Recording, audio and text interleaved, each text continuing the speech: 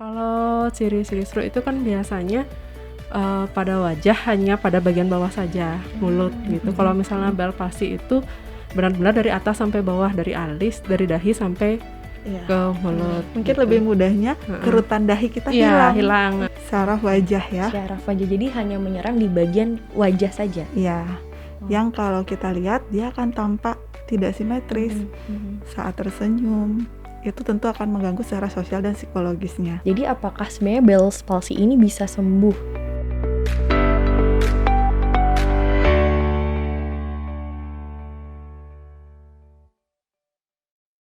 Oke, halo, selamat siang semuanya yang sedang menonton Instagram Live Klinik SMC. Selamat datang di Ngobrol Sehat Klinik SMC episode 16. Jadi hari ini kita akan membahas tentang apa itu Bell's palsy, juga penata laksanaannya. Tentu saya tidak sendiri, saya Lucky, psikolog klinis dari Klinik SMC Denpasar. Hari ini saya ditemani dua wanita cantik ya, dengan Dr. Niputu Ayu Putri M. Biomed SPN, dokter spesialis syaraf ya dok, di Klinik SMC Denpasar, dan Kak Putu Pratnya Diasmita S. Fis FTR, fisioterapis di Klinik SMC Denpasar. Ya, apa kabar dok? Kak Baik. Halo. Halo. Di luar lagi mendung ya. Di luar lagi mendung. Semoga juga penonton Ngobrol Sehat hari ini tetap semangat buat dengerin dan bisa menjadi sumber informasi mengenai apa sih itu Bell palsy gitu. Mungkin banyak dari kita yang tidak tahu, dan juga mungkin ada kerabat kita yang sedang mengalami. Jadi kita semakin tahu nih informasi yang benar, terus penata laksanaannya seperti apa. Dia yang akan dijelaskan oleh dua narasumber kita hari ini. Nah, kita kenalan sedikit ya sama Dr. Ayu dan juga Kak Dias gitu ya. Kalau Dr. Ayu sendiri ini merupakan dokter spesialis syaraf untuk di Klinik SMC sendiri. Dok, bisa share nggak jadwal prakteknya, kemudian seringnya tuh pasien tuh datang dari apa sih gitu, penyakit apa gitu? Oke, terima kasih. Halo, selamat sore semuanya. Perkenalkan, panggilan saya Ayu. Jadi di sini saya bertugas di Klinik SMC. Saya praktek di hari Senin, Rabu, Jumat, dan Sabtu jam 16 sampai jam 17. Jadi di sini pasien tentunya dominan pasien untuk kasus-kasus neurologi atau saraf. Salah satunya akan kita bahas hari ini, sore ini, yaitu tentang Bell's palsy dan juga penata laksanaannya. Terutama sih mungkin dominan di bidang non-invasif atau di fisioterapinya. Jadi sama Mbak Dias juga gitu. Jadi saling berkolaborasi ya sebenarnya antara dokter syaraf dan juga fisioterapis. Iya. Kombinasi ya kita. Oke. Saling melengkapi juga gitu dok. Iya, jadi banyak kondisi pasien saraf yang memang untuk terapinya tidak hanya obat. Jadi bukan cuma obat dominan monoterapi dengan medikamentosa. Jadi obat kita sebut medikamentosa, kita punya terapi yang non medikamentosa. Pada kasus Bell's palsy sore ini, non medikamentosanya adalah salah satunya adalah fisioterapi. Oke. Terima kasih Dokter Ayu. Nah, kalau Kak Dia sendiri boleh sharing di SMC juga praktik, kemudian pasien-pasiennya.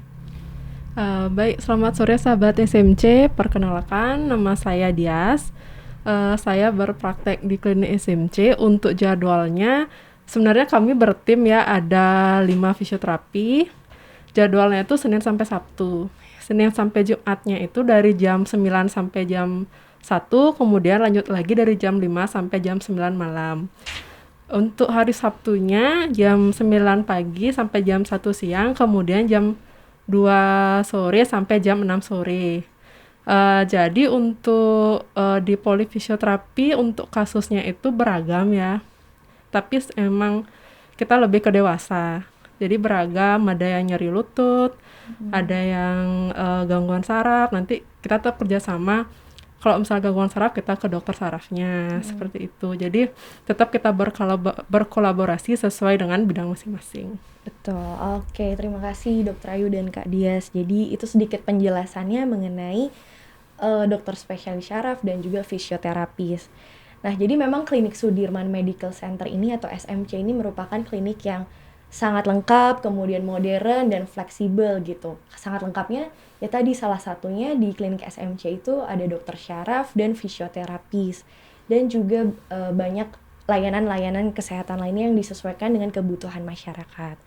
Untuk sahabat SMC yang ingin tahu atau ingin buat appointment dengan dokter syaraf ataupun fisioterapis, bisa langsung menghubungi di WA klinik SMC di 08123 900 8080 atau telepon ke 0361 842 1835.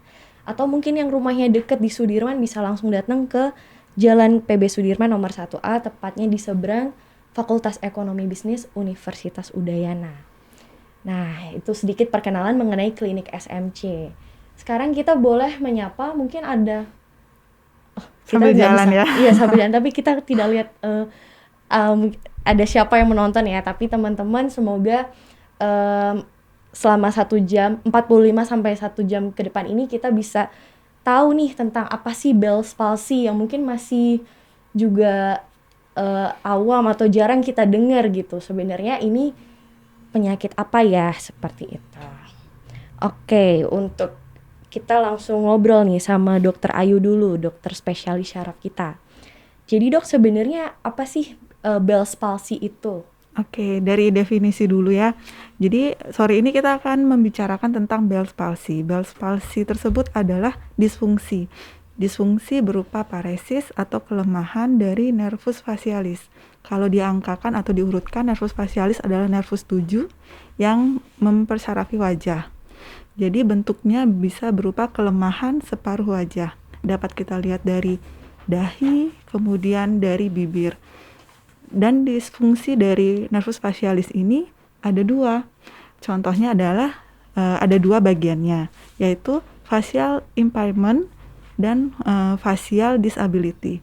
Jadi pasien akan mengalami facial impairment berupa kelemahan yang kita lihat, bibirnya mencong, seperti itu. Jadi kerusakan anatomi. Sedangkan facial disability ini contohnya adalah gangguan saat pasien berbicaranya jadi tidak jelas, sosialnya, psikologinya, kesulitan makan, saat minum dia menetes, jadi terganggu ke arah aktivitasnya.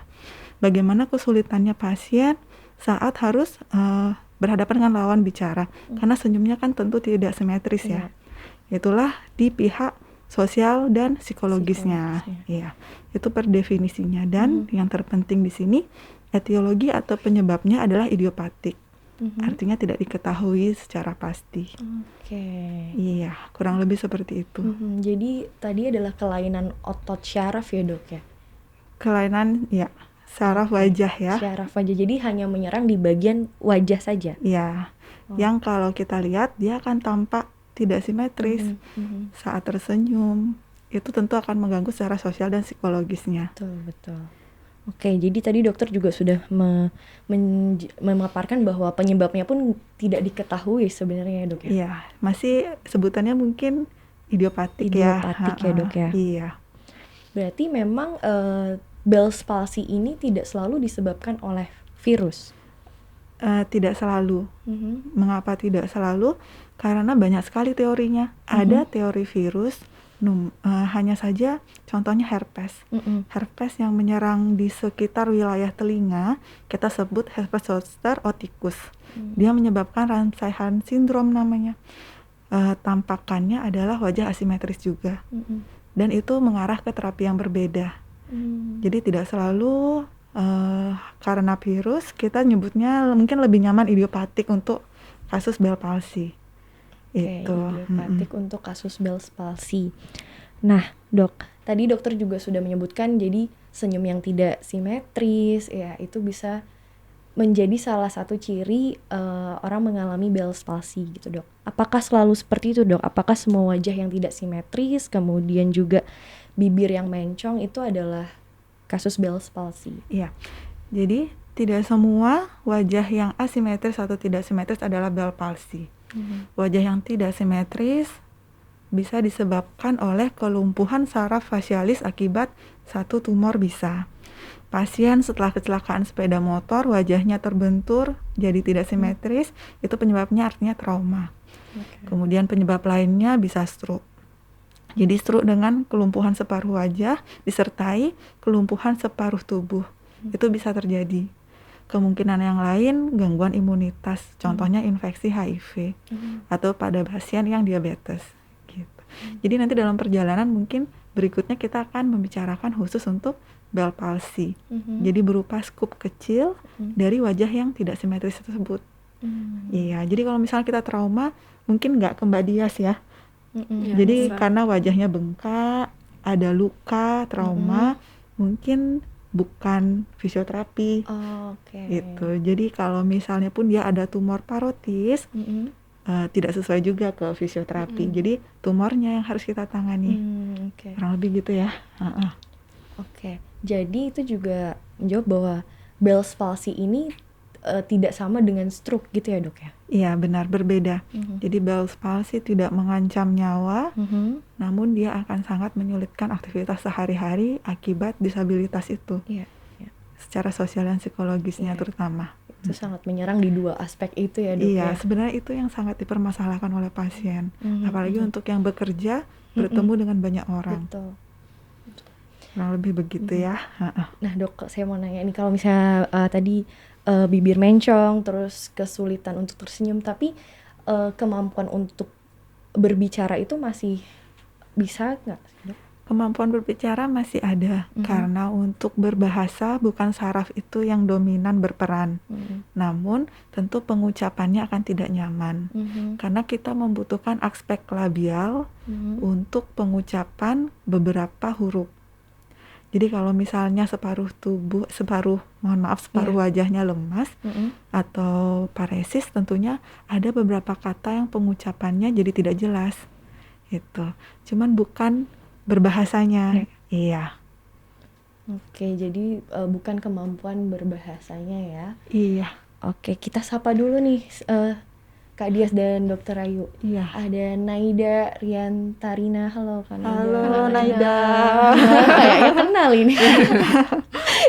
Terus ada ini ada Beli Bebe. Halo.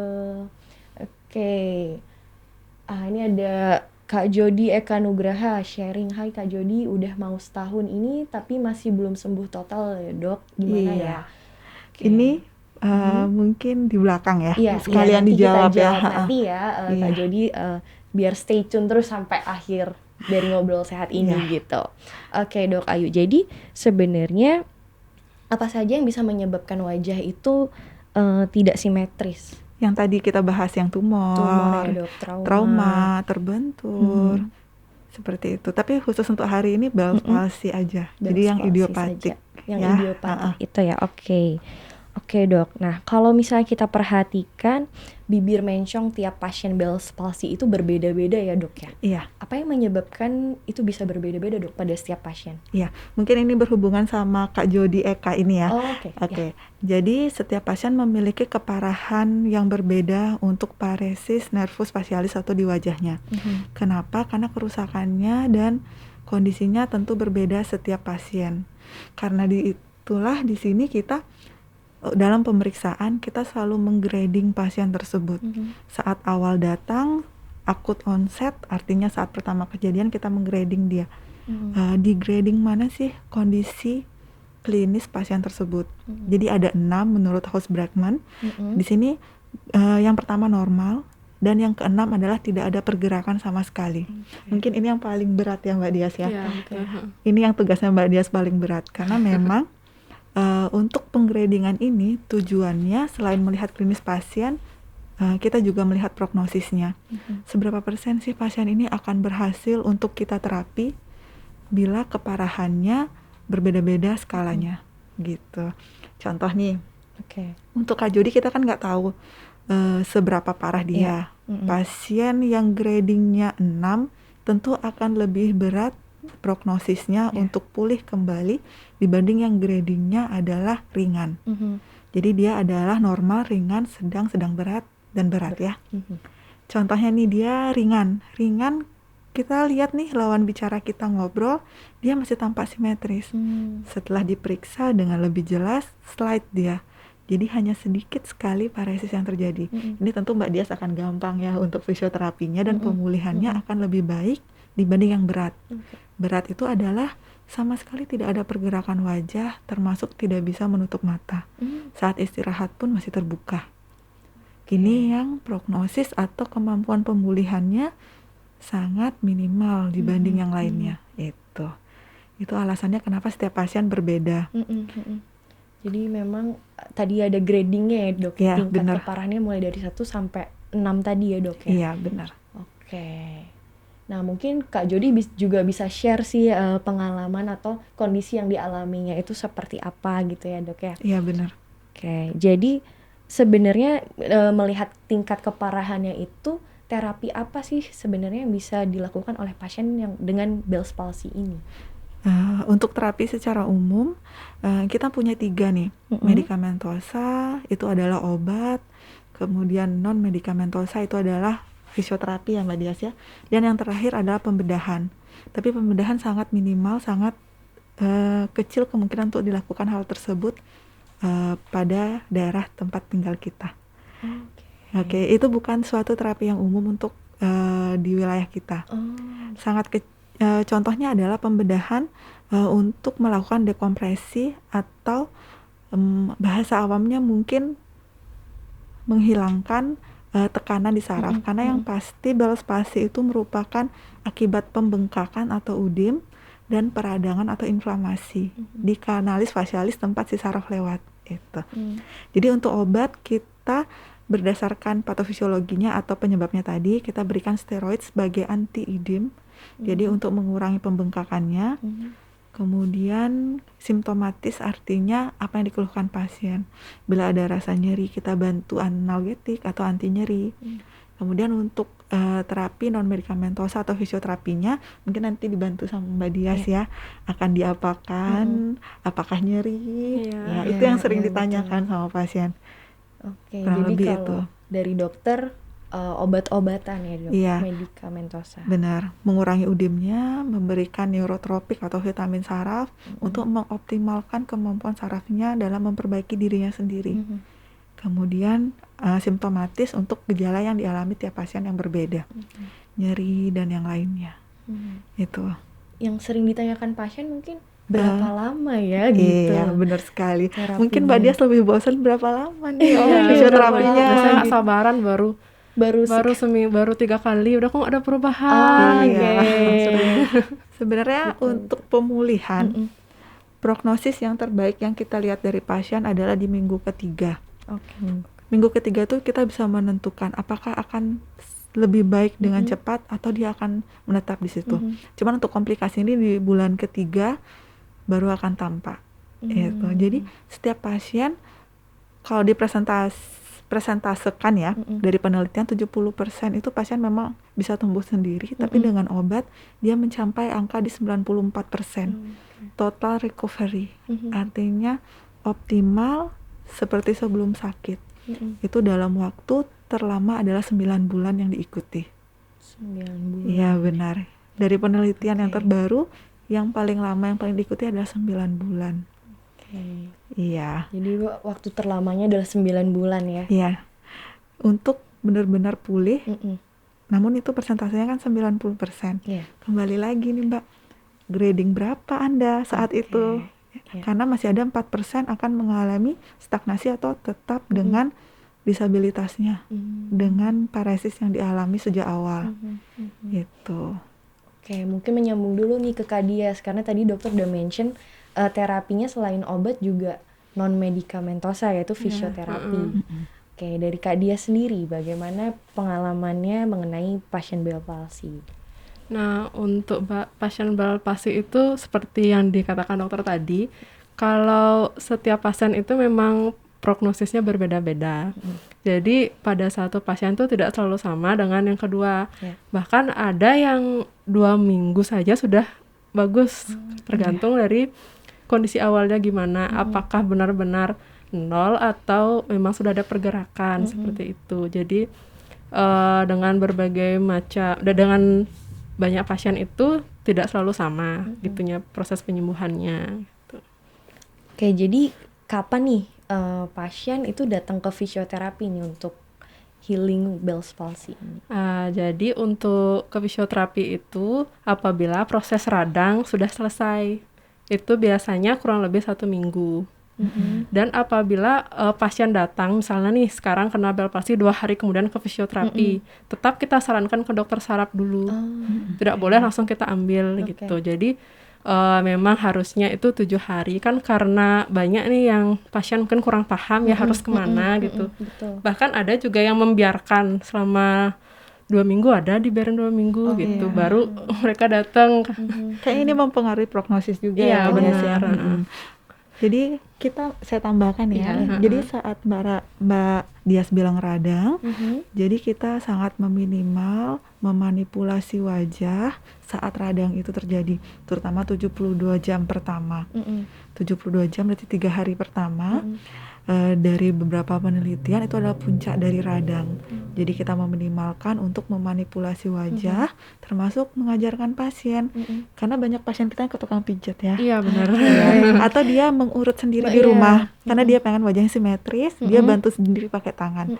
Itu kita ajarkan pasien bahwa jangan dimanipulasi. Nanti dengan bantuan anti radang, radang berkurang, kita bantu dengan lanjutkan fisioterapi. Oke. Jadi 7 hari tadi dulu ya? Iya. Kemudian setelah itu baru ke fisioterapi, tapi tetap dengan pantauan dokter saraf juga. Nanti kan misalnya obat habis gimana, tetap ke dokter. Itu dah kadang-kadang Dok, banyak pasien yang meresepkan obatnya lagi sendiri.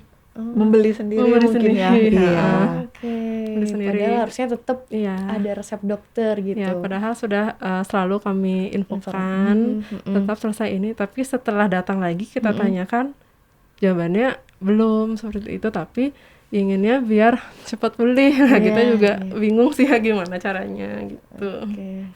Jadi ada persiapan khusus nggak sebelum pasien ini ke fisioterapis?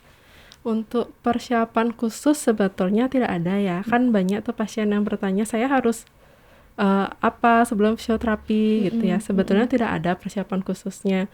Mungkin persiapannya lebih di mental aja biar istilahnya nanti nggak kaget gitu kan. Mungkin kita jelasin juga apa itu Bell's palsy, kemudian kita jelaskan juga alat-alat apa saja yang akan digunakan supaya nanti pada saat kita memasangkan modalitas alat itu pasiennya kaget. Nggak kaget gitu ya. Cuma itu aja sih, kalau persiapan khususnya nggak ada. Oke, nah tadi kalau dari dokter syaraf kan ada pemeriksaannya dulu, screeningnya gitu ya Dok, untuk tahu gradingnya misalnya. Kalau dari fisioterapi sendiri, apakah ada pemeriksaan khususnya nggak nih? Nah, jadi untuk setiap kasus itu ada ya pemeriksaan spesifik atau khususnya masing-masing. Misalnya cedera pada lutut, pada bahu itu ada masing-masing. Untuk di namanya Bell's palsy juga pasti ada. Di sana kita lebih memfokuskan pada kekuatan otot sih. Jadi kita lihat kekuatan ototnya berapa, misalnya kita instruksikan coba angkat alis, coba tutup mata, coba tersenyum, dari sana kita lihat kekuatannya berapa, nanti itu kita pakai untuk evaluasi selanjutnya. Seperti itu. Jadi selalu ada evaluasi ya dari apa yang diinstruksikan. Nah, untuk penata laksananya sendiri tuh gimana Kak Dias pada kasus Bell's palsy ini? Di awal itu kan pasti kita lakukan asesmen. Setelah kita mengetahui oh ini sekian nih, jadi yang awal biasanya fisioterapi lakukan, kita berikan infrared, itu efek termal yang fungsinya hanya untuk relaksasi saja. Kemudian itu durasinya kurang lebih 10-15 menit. Itu juga jaraknya nggak boleh terlalu dekat ya, nanti takutnya kebakar gitu ya. Karena kan ada beberapa pasien Bell's palsy itu yang istilahnya kayak tebal gitu Dok ya. Ada rasanya tebal gitu, sensorisnya jadinya jaraknya nggak boleh terlalu dekat, harus kita jauhkan. Setelah kita beri infrared, kita berikan masas wajah. Masas wajahnya itu arahnya dari misalnya atas dahi, kemudian ke bawah ke dekat telinga. Semua arahnya ke bagian sana gitu, kurang lebih nggak lama-lama sih, paling 5 menitan gitu aja. Kemudian setelah itu baru kita berikan yang namanya electrical stimulasi. Ini fungsinya untuk mengkontraksikan otot. untuk stimulasi otot saraf gitu. Jadi dengan cara kita berikan di beberapa titik otot wajah, kan otot wajah itu kan banyak. Jadi tidak bisa kita langsung tempel semua di situ kan, enggak. Jadi kita titik satu-satu, itu durasinya satu otot itu bisa 1-2 menit. Setelah itu kita berikan exercise, baik itu mirror exercise atau latihan ucapan HIUEO dan sebagainya. Jadi tahapannya seperti itu. Lumayan sih, salah satu sesi. Banyak ya. Banyak juga tadi. Banyak juga. Mungkin yang sering ditanyakan pasien tuh, ya tadi dokter juga udah mention, berapa lama gitu kalau di fisioterapi untuk terapinya ini? Nah, untuk fisioterapi berapa lamanya, kembali lagi ya ke kondisi pasien awal gimana.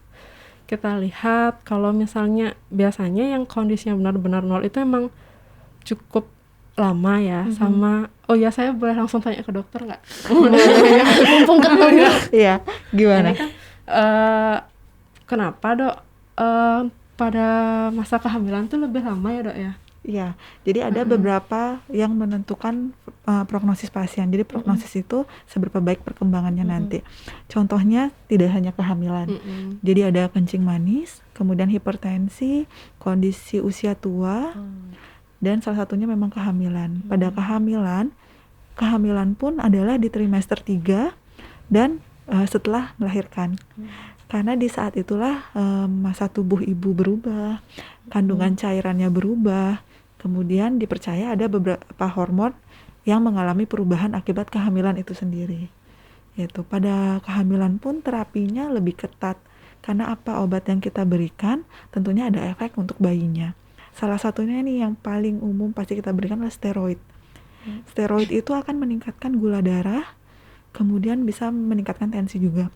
Pada pasien kencing manis, steroid kita hampir tidak berikan karena ada penelitian yang menyebutkan bahwa pemberian steroid ataupun tidak pada kencing manis itu hasilnya akan sama. Dan juga pada ibu hamil kita berikan dengan pemantauan ketat dari bagian kandungan. Karena bila gula darahnya tinggi akan berpengaruh ke bayi juga. Hal itu pun menyebabkan perbaikan si ibu akan lebih lama daripada pasien yang lain. Iya, kalau misalnya di fisioterapi kita pakai seri berapa kali seminggu, Mbak Dias? Kalau di fisioterapi paling nggak awal-awal itu kita berikan seminggu 3 kali, tapi tetap latihan di rumah juga setiap harinya. Jangan cuma istilahnya mengandalkan di fisioterapi. Iya benar. Tapi berarti akan diajarkan ngapain di rumah ya? Iya benar. Nanti akan kita berikan home programnya, edukasinya apa yang boleh dilakukan gitu. Nanti contoh misalnya kayak mirror exercise tadi seperti itu.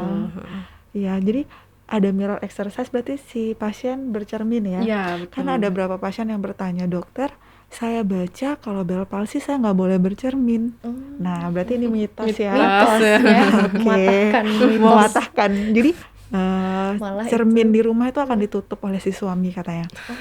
Jadi pasien tidak akan melihat cermin untuk mempercepat penyembuhannya. Oke, salah ya. Iya.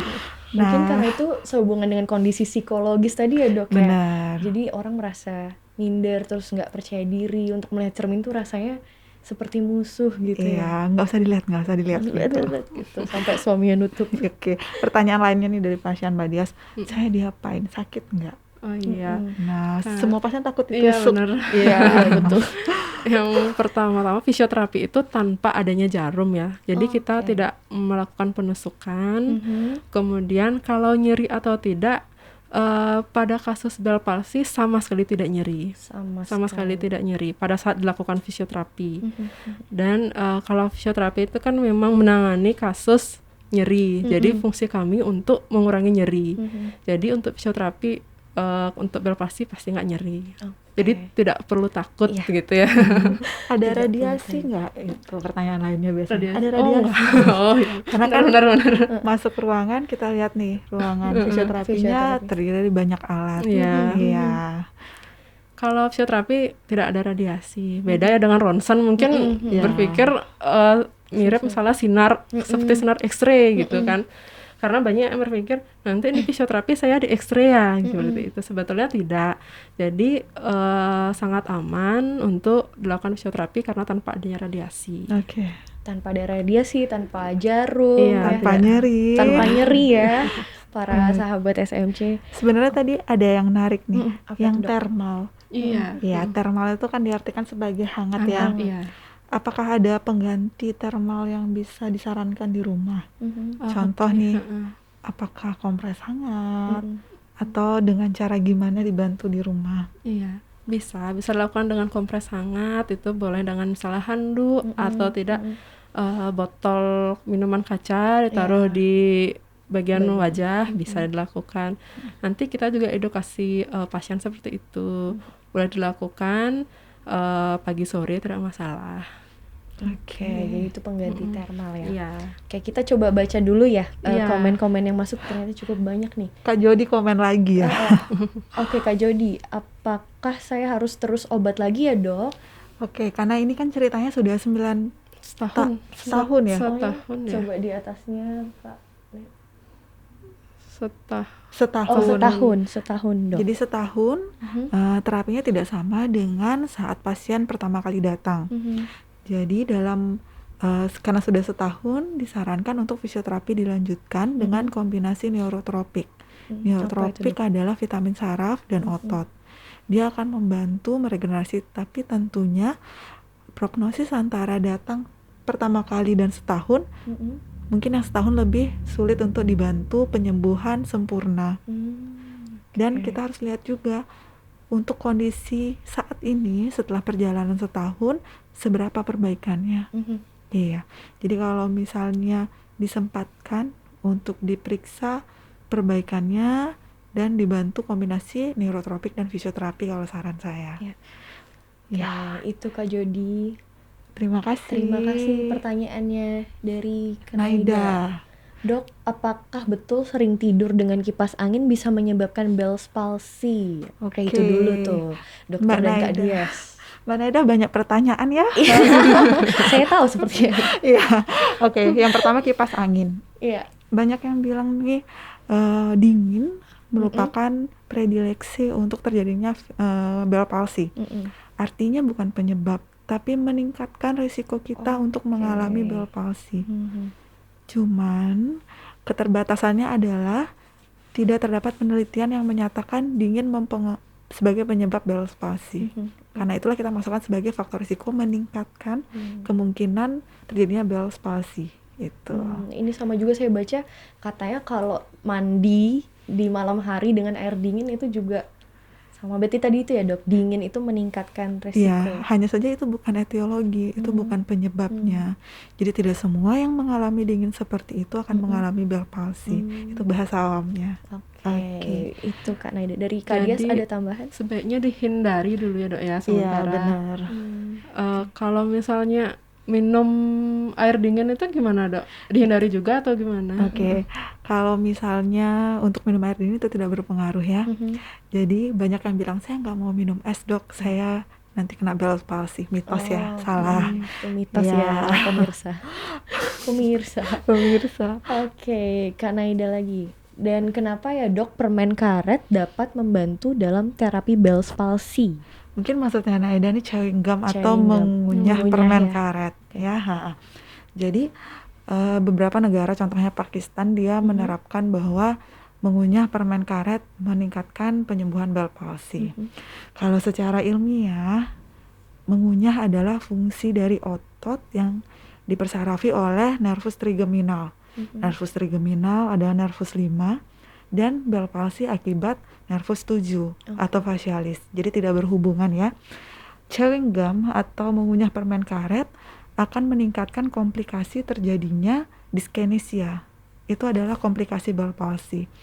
Jadi dyskinesia adalah pergerakan wajah yang tidak disadari oleh pasien akibat regenerasi saraf yang salah. Bahasa awamnya seperti itu.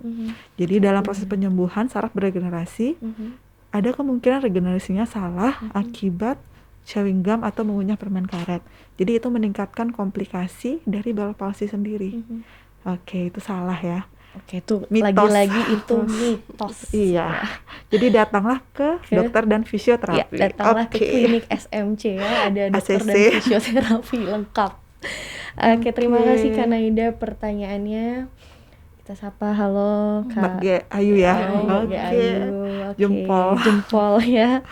Nah, kita balik lagi nih ke dokter dan Kak Dias. Jadi apakah sebenarnya Bell's palsy ini bisa sembuh?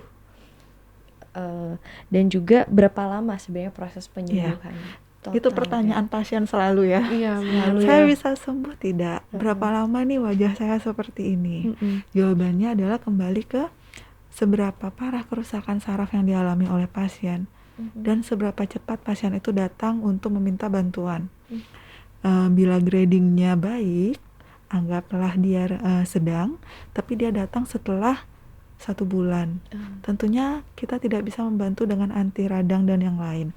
70% kemungkinan pulih sempurna tanpa obat, namun dengan obat dia bisa mencapai 94%. Jadi selalu ada 30% di mana tidak terjadi pemulihan. Itulah yang menentukan prognosis pasien. Mungkin Mbak Dias mau tambahkan? Sama sih seperti yang dokter katakan, kembali lagi ke kondisi awal pasien, karena semakin terlambat kita mengobati maka prosesnya juga nanti pasti akan semakin panjang dan kemungkinan untuk kembali normalnya juga kita tidak bisa memastikan seperti itu. Kembali lagi sih ke kondisi awal. Seberapa parahnya tadi ya. Nah, kalau misalnya sudah sembuh, sudah pulih gitu, apakah ada kemungkinan relapse kembali? Kasus BP ini ada lagi? Mungkin lebih baik dikatakan bukan relapse ya. Relapse artinya sakit yang dulu mengalami perburukan. Kalau mungkin terjadi berulang. Jadi saraf itu bisa terjadi Bell's palsy berulang bahkan di sisi yang sama. Terbayang dong ya, wajah sisi kanan mengalami kekakuan, belum sempurna, dia bisa terjadi di sisi kanan lagi. Atau bahkan kiri juga bisa, dan tentunya itu akan memperburuk prognosis pasien. Kerusakannya beban saraf terjadi 2 kali itu, jadi bisa terjadi lagi bahkan di sisi yang sama. Jadi bisa berulang gitu. Jadi bisa berulang ya. Iya benar. Nah, kalau misalnya prevalensinya sebenarnya kasus Bell's palsy ini paling banyak itu ditemui pada usia berapa, atau misalnya ada gendernya kah gitu, pada gender apa? Ya, epidemiologi ya. Jadi beberapa penelitian di berbagai negara disimpulkan dalam meta-analisis. Di sini dinyatakan bahwa perempuan lebih sering. Gimana Mbak Dias? Yang datang lebih banyak perempuan ya. Perempuan lebih sering. Berarti kita ya. Kita lebih sering. Kemudian di usia rata adalah 20-30 tahun. Itu yang tertinggi. Namun tidak menutup kemungkinan anak-anak di bawah 10 tahun pun mengalami Bell's palsy. Itu. Cuman untuk angka tertinggi wanita di usia 20-30 tahun. Iya, benar. Oke, di usia-usia cantik ya. Usia cantik gitu ya. Menurun akibat wajah tidak simetris. Wanita ya Mbak Dias. Itu tadi juga menjawab kenapa wanita hamil, salah satunya juga wanita hamil lebih sering terkena kasus BP ini. Yang hamil kan wanita. Ya benar. Iya, maksudnya iya. Jadi ibu hamil itu apakah benar ibu hamil lebih rentan terkena ya? 3 kali lebih tinggi pada wanita hamil trimester ketiga dan setelah melahirkan. Jadi lebih tinggi lagi 3 kali dari angka biasanya. Iya. Jadi kita harus awas, harus udah wanita hamil gitu ya. Untuk ke Kak Dias kembali nih. Jadi ada berapa lama sih pasien ini boleh berhenti untuk melakukan fisioterapi gitu? Nah, untuk boleh berhenti kembali lagi ya, kita lihat kondisi dari awal, kemudian apabila sudah mengalami istilahnya kekuatan ototnya itu normal, mendekati itu bisa stop fisioterapi. Tapi sebelum itu tetap kita konsulkan juga ke dokter sarafnya. Bagaimana, apakah tetap lanjut atau terapi obatnya atau bagaimana. Karena kita harus tetap istilahnya berkolaborasi gitu, terus tetap untuk memaksimalkan pemulihan dari pasien tersebut ya. Jadi memang tergantung lagi ke kondisi pasien tersebut ya Kak. Nah karena tadi misalnya banyak yang juga menanyakan apakah Bell's palsy itu sama dengan stroke. Nah, kemudian apakah program fisioterapinya ini juga sama pada pasien stroke dengan pasien Bell's palsy? Iya, benar-benar. Karena yang datang tuh biasanya mengira kalau dia tuh stroke ya dok ya, banyak Iya, seperti itu. Atau misalnya yang stroke malah datang menganggap saya Bell's Palsy, palsy ya. gitu. Jadi sering Iya. ketuker ya. Iya. Jadi kalau ciri-ciri stroke itu kan biasanya pada wajah hanya pada bagian bawah saja, mulut gitu. Kalau misalnya Bell's palsy itu benar-benar dari atas sampai bawah, dari alis, dari dahi sampai Iya. ke mulut. Mungkin gitu. lebih mudahnya kerutan dahi kita Iya, hilang. hilang. Kita kan berkerut nih, waktu kita cari kerutan, gini ada. sisi yang Bell's palsy lebih cantik, nggak ada kerutannya, iya. tapi karena nggak simetris. Dan juga untuk pasien stroke itu biasanya tidak hanya wajah saja dan belum tentu wajah juga kena dok ya. Iya. Biasanya yang pasti itu anggota geraknya, baik itu anggota gerak atas ataupun anggota gerak bawah. Jadi untuk istilahnya tindakannya sudah pasti berbeda. Karena kita lihat juga target pasien apa. Kalau misalnya stroke biasanya targetnya supaya bisa mobilisasi, supaya bisa dia duduk, berjalan, kerja lagi. Jadinya targetnya itu beda. Sedangkan kalau Bell's palsy memang fokus di wajah saja. Karena biasanya pasien Bell's palsy datang itu pasti bete dia. Bete pasti itu. Karena ekspresi wajah itu susah kan mereka. Jadinya mereka ntar saya gimana nih, ntar ketemu orang nggak bisa senyum gimana. Tapi karena masa pandemi mungkin sekarang dibantu Tutup oleh masker gitu kan jadinya. Iya. Jadi penata laksanaannya pasti berbeda. Jadi setiap kasus itu penata laksanaannya berbeda. Oke, nah menyinggung soal pandemi, bagaimana tata laksana pasien Bell's palsy di masa pandemi ini? Kalau tata laksananya khususnya di klinik SMC kan pasti ketat ya protokol kesehatannya, dari awal pasien datang, pasti dicek suhu dan sebagainya. Kemudian ke polifisioterapi juga kami fisioterapi menggunakan APD lengkap seperti itu. Dan untuk pasien sendiri yang pasti kan kita pakai bed tuh ya, bednya itu juga kami selalu alas bednya selalu kami ganti gitu ya. Jadinya untuk tata laksananya selama pandemi sih sebetulnya penatasan sih sama, cuman kita lebih istilahnya lebih membersihkannya itu lebih ekstra gitu aja sih. Oke, jadi tetap pasien bisa datang. Iya, bisa tetap. Jadi itu tadi penata laksanaan pada kasus stroke dengan kasus Bell's palsy. Nah, untuk tadi sebenarnya sudah Kak dia singgung yang kompres hangat itu ya Kak ya. Nah, jadi sebaiknya kompres hangat ini dilakukan sebelum atau sesudah exercise? Sebetulnya kalau kompres hangat itu tidak ada patokannya ya. Boleh baik itu dilakukan setelah exercise boleh, sebelum boleh, itu hanya untuk bersifat relaksasi aja. Jadi tidak ada patokannya kapan, itu bisa saja. Oke. Nah, boleh share nggak ke para penonton gitu, para sahabat SMC yang mungkin pengen tahu home programnya atau edukasi yang bisa dilakukan di rumah selain tadi mirror exercise, apalagi sih Kak yang mudah dilakukan di rumah? Nah, untuk yang bisa dilakukan di rumah, pertama memang mirror exercise bisa. Setelah itu bisa dengan minum dengan menggunakan pipet. Pipet, kemudian bisa seperti meniup balon, balon bisa. Kemudian kita pelafalan seperti A, I, U, E, O, L, M, N, O, seperti itu bisa dilakukan. Ya. Jadi sahabat SMC bisa berlatih mandiri ya di rumah seperti yang Kak Dia sudah jelaskan gitu. Nah, selain itu saya mau tanya ke Dokter Ayu. Bell's palsy ini apakah menyerang indera lain itu dok? Maksudnya saya pernah baca ini menyerang indera perasa, kita jadi nggak bisa ngerasain. Apakah itu benar dok? Iya, jadi si nervus 7, nervus 7 atau facialis ini memiliki beberapa fungsi. Kalau yang kita cerita asimetris adalah fungsi motoriknya. Dia memiliki fungsi sensasi dan juga perasa. Sensasi seperti yang Mbak Dias bilang tadi, kebas, mati rasa. Di sisi wajah yang sakit, serta mengganggu perasa 2/3 anterior atau depan lidah.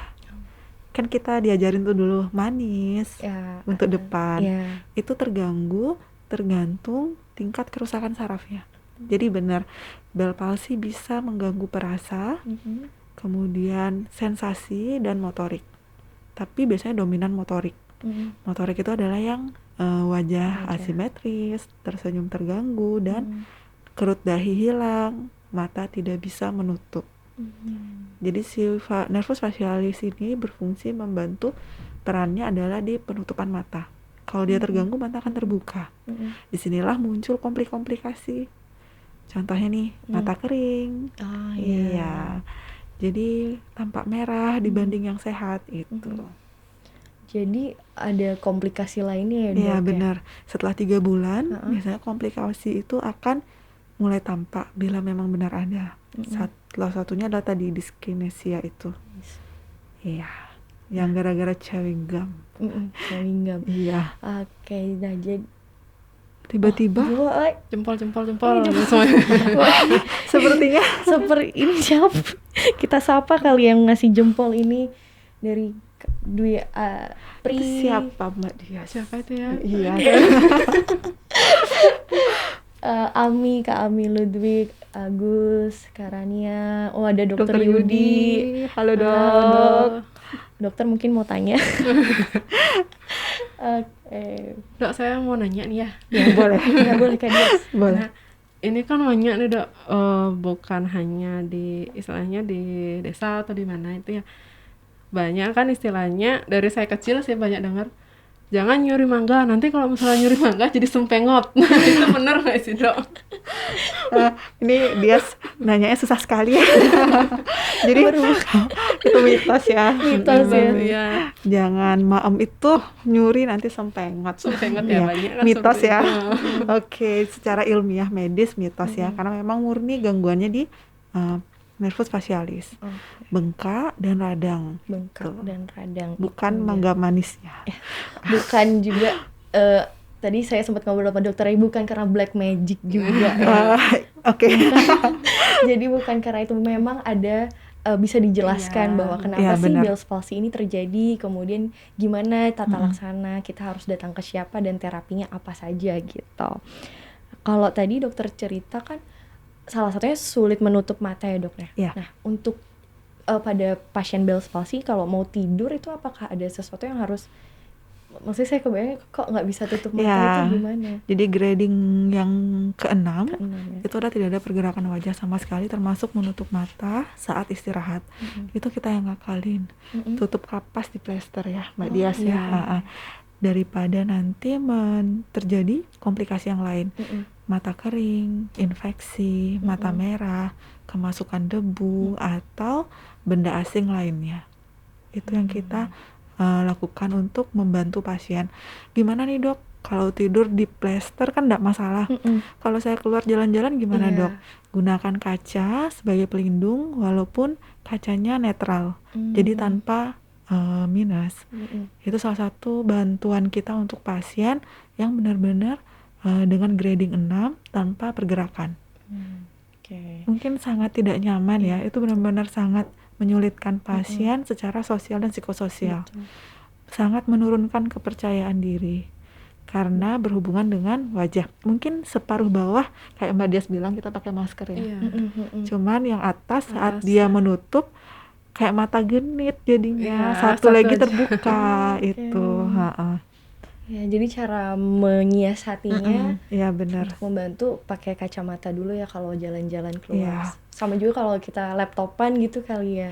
Kayak naik motor, itu kan dengan kecepatan yang cukup tinggi. Apapun bisa masuk benda asing ya. Itu salah satu membantu untuk melindungi adalah kacamata netral. Kacamata netral, terus juga kaca helm kali ya dok ya. Bener, ya. Itu digunakan, jangan singkap gitu. Dari Sehat Mental Care. Halo, selamat siang. Nah, jadi tadi kita udah ngobrol tentang Bell's palsy gitu. Nah, kalau dari fisioterapi sendiri, ada lagi nggak Kak Dias yang mau ditambahkan gitu untuk kasus-kasus Bell's palsy ini? Seperti apa misalnya? Seperti apa ya? Ditambahkan dalam atau kendalanya dalam menangani pasien-pasien Bell's palsy? Kendalanya itu yang pertama pasien tidak sabar. Itu sih biasanya kendalanya. Kadang baru misalnya seperti saya katakan tadi, baru 3-4 kali atau 2 minggu sudah kabur gitu, udah hilang gitu. Nanti kadang setelah lama baru balik lagi.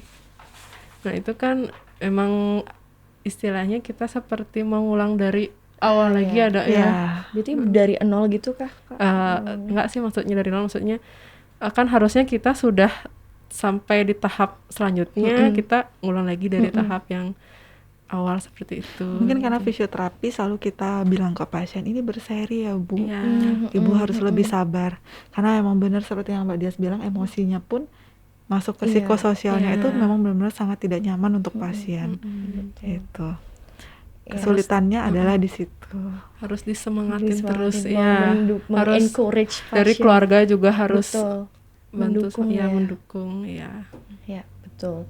Jadi kalau saya yang promo ini, kalau misalnya psikososial yang mengalami sekalian sekalian karena memang saya punya teman gitu mengalami Bell's palsy, kemudian dia cerita bagaimana menjadi sangat minder, kemudian ada mood depresif, itu sangat mengganggu. Jadi tidak mencari bantuan profesional itu sangat penting begitu. Berarti nyambung ya bisa ke Mbak Luki juga ya? Iya, psikolog sih. Mbak Luki praktek hari apa?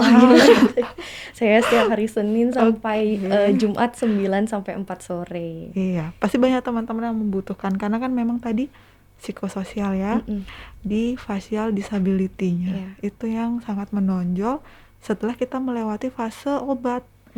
Akan muncul pasti itu, terutama yang grading yang cukup tinggi. Oke.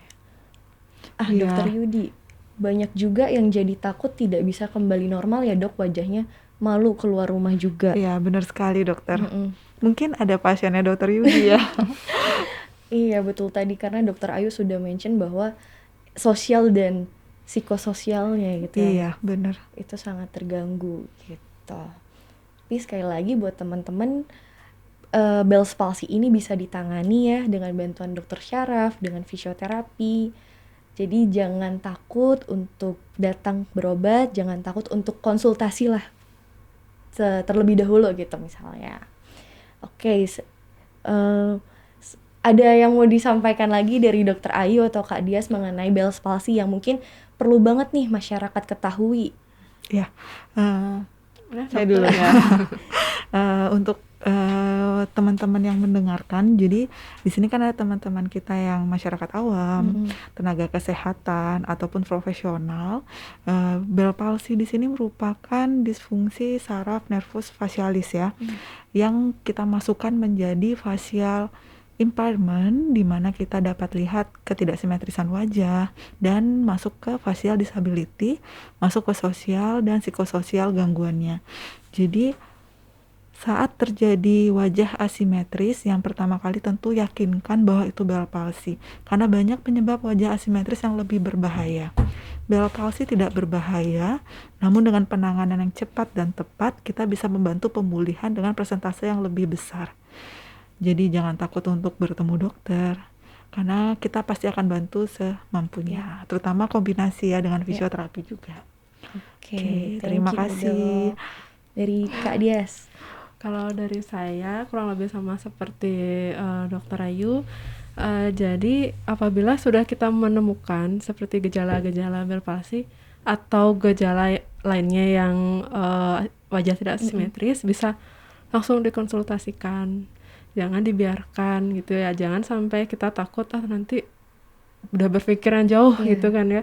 Harus tetap dikonsultasikan agar kita bisa secara tepat dan cepat dalam penanganan. Jadi proses pemulihannya juga semakin cepat. Dan satu lagi, fisioterapi itu tidak nyeri gitu. Betul. Fisioterapi itu tidak nyeri. Tidak ada jarum dan suntikan-suntikan. Oke, wah.